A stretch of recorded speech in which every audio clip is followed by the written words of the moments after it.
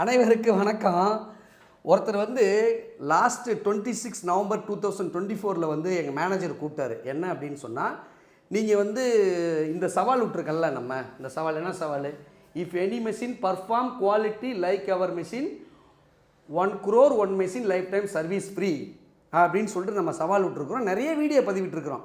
அதுக்கு வந்து நான் 10 நாளில் வரேன் அப்படின்னாரு. இன்றைக்கி 14 நாள் ஆயிடுச்சு, 14 days ஆயிடுச்சு, இன்னும் வரல. புரியுதுங்களா?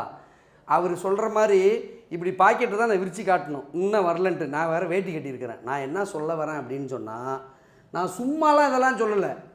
புரியுதுங்களா? நான் உங்களை ஏமாற்ற தயார் இல்லை.